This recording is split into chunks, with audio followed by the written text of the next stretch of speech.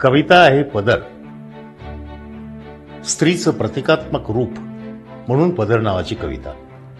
ज्या राज्यामध्ये, ज्या समाजामध्ये, देशामध्ये स्त्रीचा अवमान होतो, तो समाज, तो देश, ते राज्य कधी प्रगत होऊ शकत नाही. अशा प्रकारची एक संकल्पना. आणि स्त्री हा मानव जातीचा आत्मा आहे आणि देशाचा आधार आहे, अशा स्वरूपाची ही कविता आहे. पदर कधी दिव्याची मंद वात झाला, बाळाच्या जोजोवर दिवसाची रात झाला, हे मी पदरचं सांगत नाही. भावाच्या जखमी पायी पदर घायाळ झाला आणि पदरातली भाकरी खाऊनच माणूस मायाळ झाला, हेही मी पदरचं सांगत नाही. पदर आभाळ झाला, पदर दुर्योधनाचा काळ झाला आणि सोन्याच्या लंकेचा जाळही झाला, हेही मी पदरचं सांगत नाही. पदर आभाळ झाला, पदर दुर्योधनाचा काळ झाला आणि सोन्याच्या लंकेचा जाळही झाला, हे मी पदरचं सांगत नाही. सर्वश्रुत आहे. सत्वशील व्रतासाठी पदर पद्मिनीचा जोहार झाला. सत्वशील व्रतापायी पदर पद्मिनीचा जोहार झाला.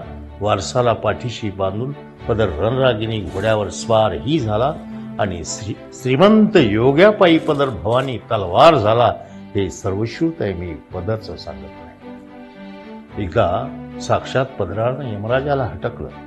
एकदा साक्षात पदरानं यमराजाला हटकलं आणि गतप्राण प्रेताला हलवून उठवलं, हेही मी पदरचं सांगत नाही. पदरानं कितीदा तरी दिव्यापायी तुफानाला अडवलं आणि उजेडात प्रपंचाचं इमलच अडवलं. पतिव्रता पदरानं साक्षात यमराजाला हटकलं आणि गतप्राण प्रेताला हलवून उठवलं, हे सर्वश्रुत आहे. मी पदरचं सांगत नाही. पदरानं डोईवर बसूनच वडीलधाऱ्यांचं पाय शिवलं आणि संसारात प्रपंचाचं हिंबलच अडवलं.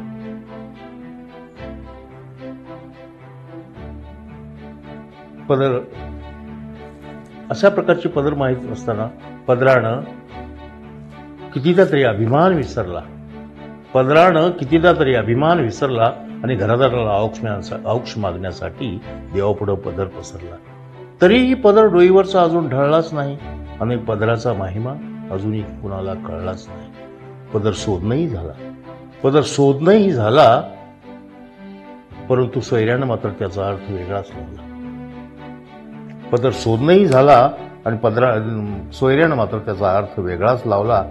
सारे उन्मत्त राहू की तो एका पदरानं बांधलेत. सारे उन्मत्त राहू की तो एका पदरानं बांधलेत, चक्काचूर झाले असते ताळ्यावर आणले.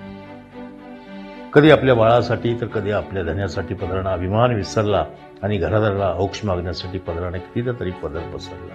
तरी पदराचा महिमा अजूनही कुणाला कळलाच नाही आणि या जगाला अजून शहाणपण आलंच नाही.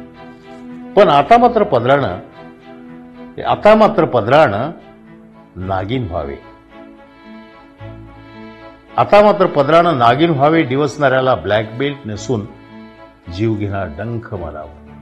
आता मात्र पदरानं नागिन व्हावे आणि डिवसणाऱ्याला ब्लॅक बेल्ट नेसून डंख मारावा.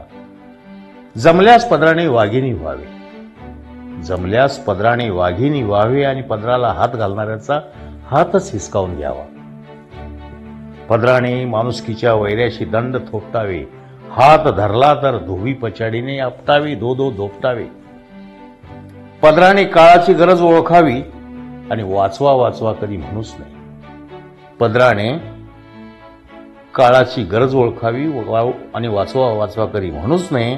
काठीही मोडू नये आणि सापही मरू नये आणि जगूही नये. पदर चांगल्याची आरती आहे. पदर विश्व भारती आहे आणि पदर देवाच्या देवरथाची आरती आहे. तरच पदर आभाळ होईल, तरच पदर दुर्योधनाचा काळ होईल आणि सोन्याच्या लंकेचा जाळही होईल.